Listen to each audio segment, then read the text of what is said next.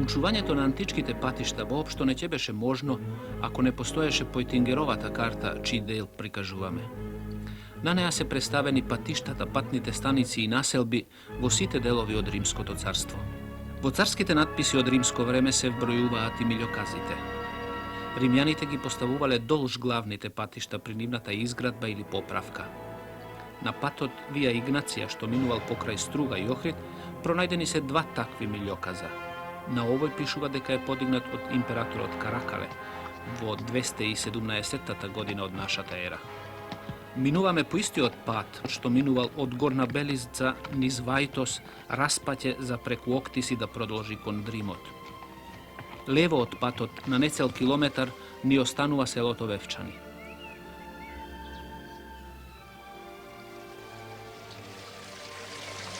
Веднаш на целото, на 5-600 метри, се Вевчанските извори.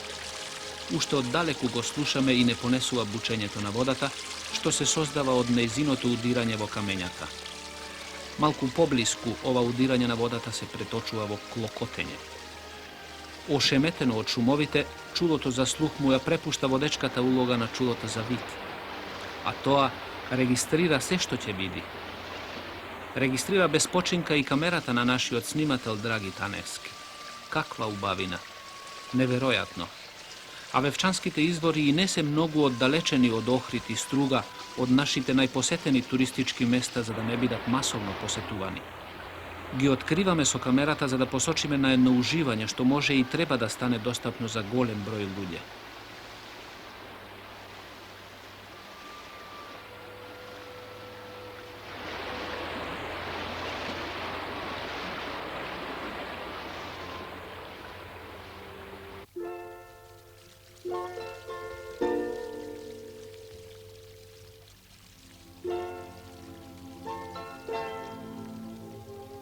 Се обидуваме подлабоко да навлеземе во пештерата, од каде што бликаат изворските води.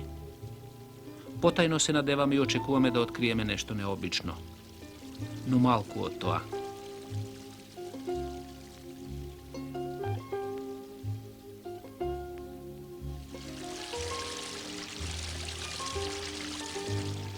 Откриваме само дека и во најсушниот период од годината од овие извори излегува по 800 литри вода во секунда, а во најголем дел, особено на пролет, по 40 до 50.000 литри во секунда.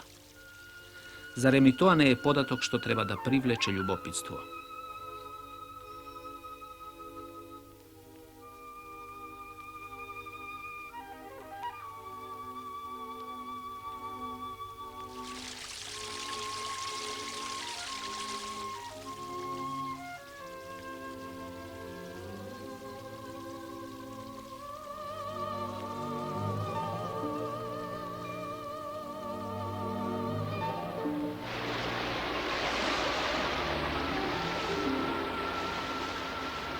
Во времето, кога се прават максимални напори за зачувување на човековата средина, визуелната средба со Вевчанските извори побудува една нова димензија, би рекле, поттикнувачка. Да се сочува природното такво како што е, зашто такво е најубаво. Впрочем, уверете се и самите во тоа.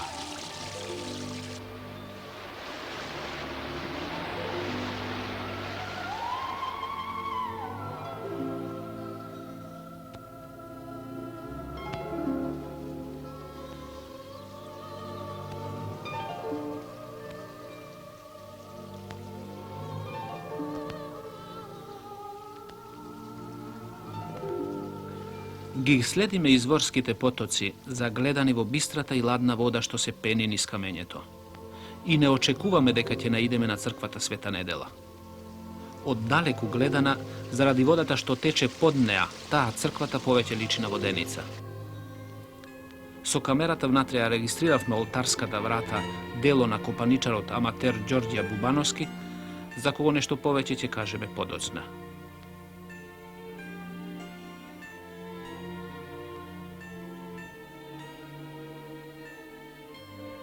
И уште едно изненадување не чекаше внатре во црквата. Токму во средината извор.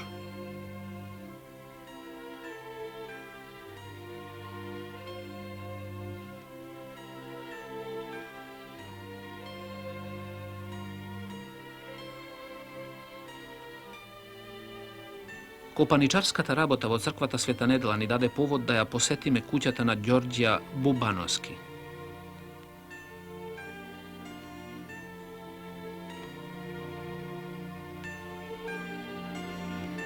Овој љубител на длаборезот го најдовме како работи, како го минува слободното време во најдрагиот негов хоби.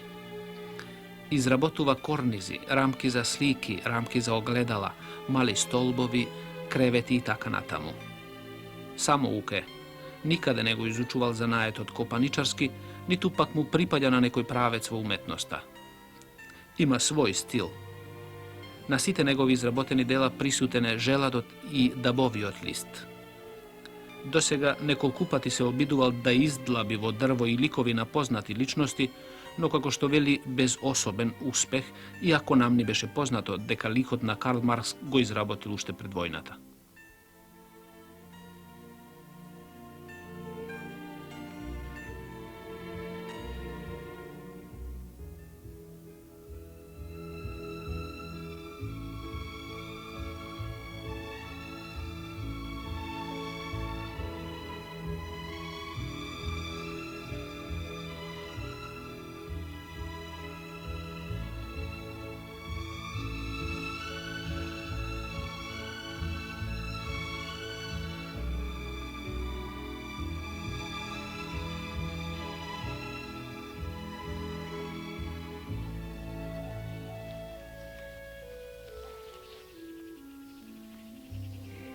Вевчани е најпознатото село во Струшкиот крај. Нема да бидеме далеку од вистината ако речеме дека е и најголемо. Токму затоа има и претензии да добие статус на градска населба. Брои околу 4000 жители. Не забележувајте ни што не ги снимивме новите стамбени згради што ги има и во голем број и со најнови архитектонски решенија. Впрочем, во тоа надалеку се познати вевчанските мајстори. Нам поинтересни ни беа старите решенија со веќе излитени фасади. На нив најмногу го задржуваме објективот од камерата и сигурни сме дека не погрешивме.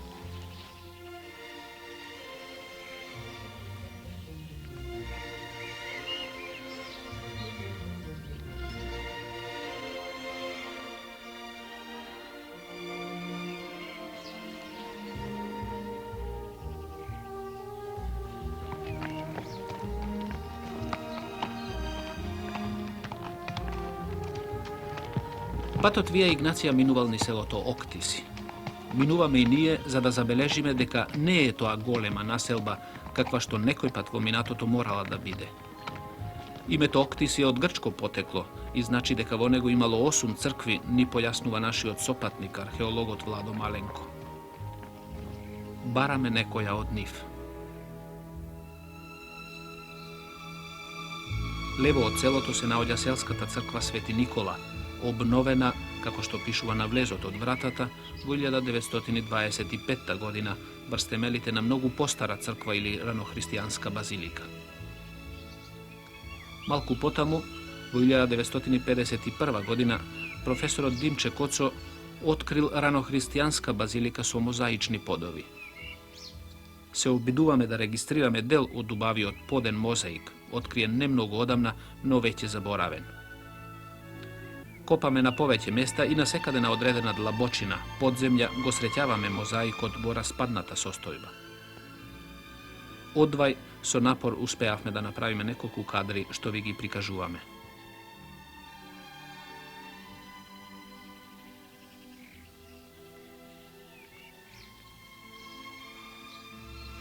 Го напуштаме Октиси, но остануваме со убедување дека историските богатства на изминатите цивилизации, сочувани со векови подземја, поради нечија чудна и несватлива негрижа, остануваат заборавани веднаш по нивното откривање, а со тоа се осудени на уништување. Го оставаме селото Октиси за нас. Патот не води кон Дабовјани, село што се наоѓа од двете страни на реката Дрим. Четврток е, втора половина на јуни, и пазарен ден во село Лабуништа. А се знае, кога е пазар, тогаш е и празник. Сред село, веднаш под спомен бистата на првоборецот од овој крај, Никола Кукунешовски Дунгерски, врие како во кошница. На пазар дошле многу луѓе и од околните села. атмосферата како на сите пазари. Но ние сепак откриваме и нешто повеќе од тоа. На новодојдениот му паѓа веднаш во очи необично големиот број богати шаренолики селски носии. Купуваме од оние исти цреши кои при влегувањето во селото ги снимивме. Одушевени сме од нивната сласт.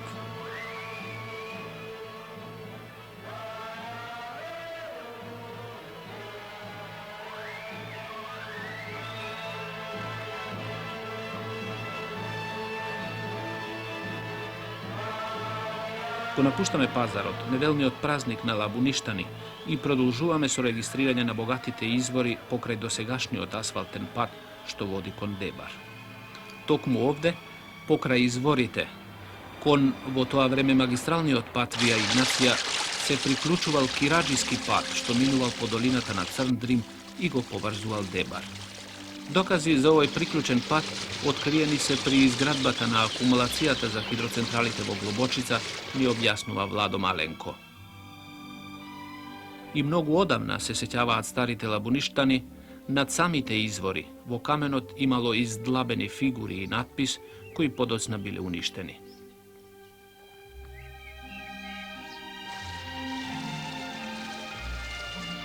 Ташмаруниште е населено место што останува влево од Вија Игнација. Овој пат ние се обидуваме да го рекогносцираме. Во ова село и на ова место на 4. август 1903 година, за време на Илинденското востание, 135 комити од селата Ташмаруниште, Ложани и Дрслајца воделе неравна борба со турскиот аскер, кој бил бројно неспоредливо поголем. Цело предпланне комитите, подпомогнати од местното население, му давале отпор на турскиот аскер. Но кога по пладнето на турците им стигнало засилување од Охрид, барикадата на востаниците била пробиена. Во херојската борба загинале 25 востаници и 14 селани, кои на бојното поле останале 2 недели непогребени. Сред лето, неподнослива миризба се ширела низ Струшката котлина. Дури откако слегле селаните од планината каде што биле избегани, ги погребале во заедничка гробница.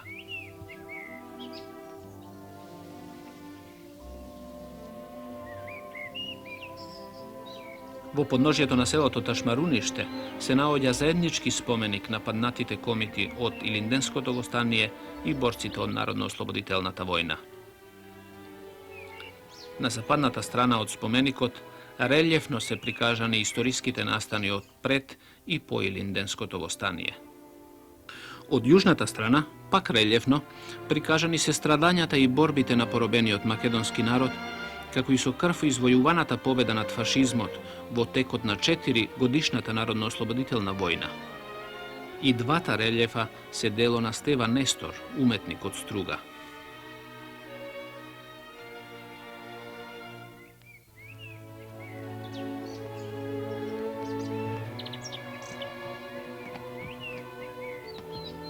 Дабовјани лежи на двата брега од реката Црн Дрим. Овде минувал патот Вија Игнација, вршејќи за обиколување на некогашното струшко мочуришно поле. Минуваме по мостот и размислуваме за тоа каде можел тој да биде лоциран во римско време. Секако не овде, зашто и коритото на Црн Дрим со градењето на акумулацијата за хидроцентралите во Глобочица е поместено вдесно за неколку стотини метри. Покрај реката пронајдени се остатоци од наколска населба, веројатно градени крај патот во мочуришните предели. Отаде реката останаа дримколските села. Пред војната беа познати како Печалбарски. До овде, до оваа круша, наесен жените ги испраќале на печалба своите мажи, мајките синовите, а девојките момчињата. На разделба секој пат имало плачење. Кој знае колку солзи се овде изронати и колку пати е проколната печалбата. Да знае да зборува крушата, би ни раскажала за многу испраќања, за безброј разделби, повратни и неповратни. Неслучајно местото се вика Плачи Круша. Овде, во непосредна близина на Плачи Круша, така да се рече на магистралниот пат Вија Игнација, сувоземната врска меѓу Јадранското и Егејското море, откопани се овие два археолошки наода. Надгробна плоча со змија и фрагмент од нога на статуа со огромни димензии. Нивното потекло е од 1 или 2 век од нашата ера и е извонреден показател за една култура од римско време. Змијата на надгробната плоча е култ на подземјето, а фрагментот од ногата, што припаѓал на монументална фигура од над 3 метри, е или Херакле, или некој император представен во надприродна големина, објаснува Маленко.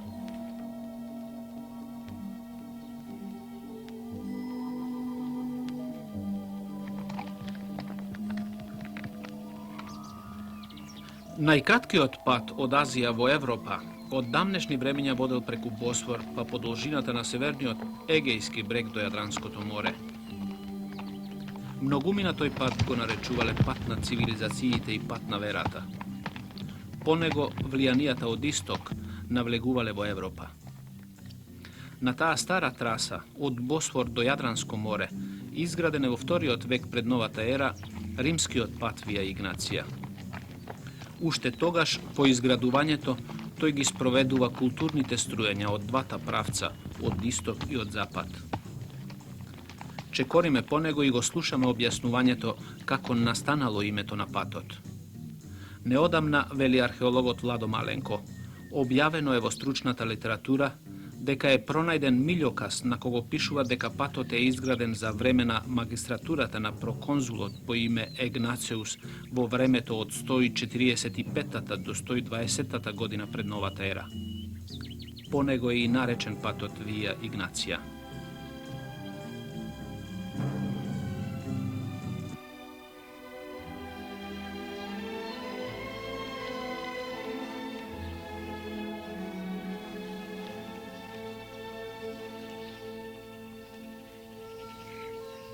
Патиштата биле добро градени, одржувани и чувани.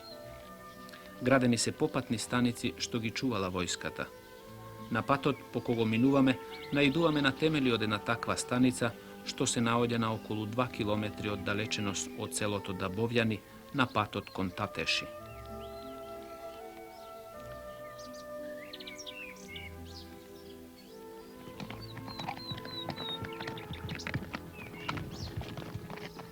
Дури и во стариот Рим, широчината на патиштата била стандартизирана. Се разбира, поради слабо развиените превозни средства, патиштата биле релативно тесни. Пешачките патеки биле широки 1 стопа, односно 29,5 сантиметри. Широчината пак на конските патеки изнесувала 3 стопи, односно 90 сантиметри, а патот наменет за двоколка изнесувал 4 стопи. Со овие прописи биле опфатени и патиштата со двојни коловоз. Тие морале да изнесуваат 8 стопи, всушност 2 метра и 36 сантиметри во широчина. Наведениве податоци се наоѓаат во состав на прочениот кодекс од 12 таблички, а потекнува од средината на 5 век пред новата ера. 500 метри над станицата, чии темели се уште видливи, на една израмнета височинка, наоѓаме остатоци на населба. Погледот упатен одовде кон Струга и во далечина кон Охридското езеро предизвикува восхит. Не може човек да остане рамнодушен од гледката на големиот број фрагменти од садова керамика. Урнати ѕидишта, работан камен, одбележани темели, на кули, се тоа наоди што предизвикуваат помисла дека ова била населба од многу големи размери. Локацијата на станицата Понс Сервили е една од најдискутабилните. Едни научници алоцираат по долината на реката Шкумба. Билер мисли дека била кај местото Поуаке во Албанија. Личинер пак верува дека Понс Сервили се наоѓа на преминот преку реката Дрим. Без претензии да се вклучуваме во научна расправа, нагаѓаме и ние. Може би е ова Понс Сервили некогашната попатна станица на патот Вија Игнација. Нема сомнение дека без понатамошни теренски истражувања, како и случајни откритија, не ќе биде можно да се утврди правата траса на Вија Игнација, a ušte pomalku ne izinite popatni stanici. Naodi ima, особено arheološki, no se zavisi od njimната interpretacija.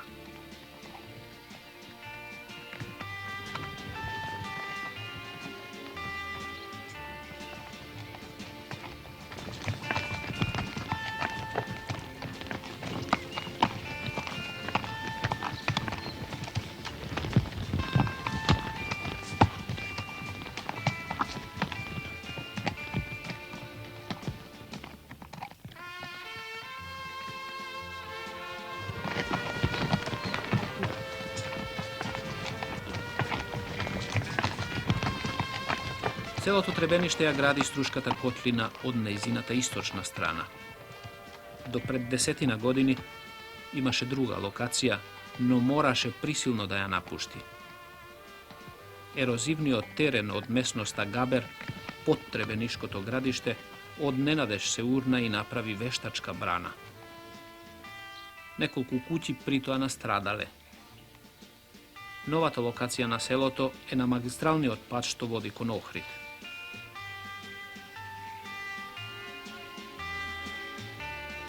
Урнатините од старата населба остануваат да сведочат пред иднината дека овде, покрај нив, минувал најкраткиот пат што го поврзувал Рим со Цариград.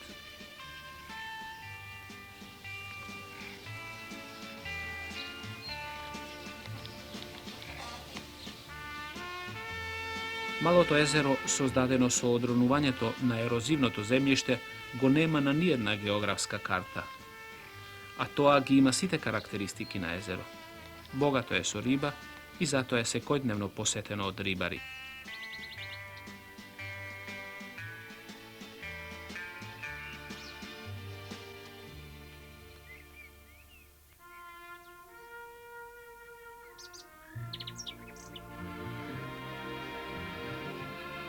Десно од патот, горе над безименото езерце, се наоѓа Требенишкото кале. Обколено е со 3 слоја на одбрамбени ѕидови. Сите се добро сочувани. Меѓу 1918 и 1934 година вршени се ископувања при што е откриена античка некропола со 13 гробови. Тогаш во гробниците е пронајден голем број различни предмети. Златни маски и сандали уметнички изработени и украсени, повеќе белегзии, сребрени и бронзени вазни со декорации од човечки фигури и животни, неколку бронзени шлемови, прстени и друг накид. Сите скапоцени наоди од оваа некропола потекнуваат од 5 век пред нашата ера. Тие представуваат драгоцен материјал за изучување и добивање на сознанија за најстарата историја на Македонија.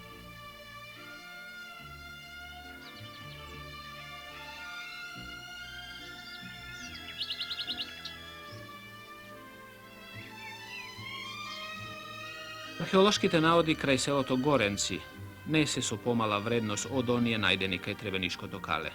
Напротив, и тие ни сведочат за тоа дека цели 8 векови, од 12 до 4 век пред нашата ера, овде цутела една цивилизација. Крај денешните села Требениште и Горенци постоела важна илирска населба, непозната по име. Може би главната населба на илирите. Најновите археолошки наоди од локалитетите крај Требениште и Горенци, што ви ги прикажуваме, откопани се во 2 наврата. Првиот 1953 година и вториот 1972 година. Сите потекнуваат од 6 до 3 век пред новата ера. Наодите се пронајдени како гробни прилози во откриените гробови. Ги има во форма на накид, земјани садови, орудија, оружје и храна. Од околу 170 ситни наоди ние регистриравме неколку.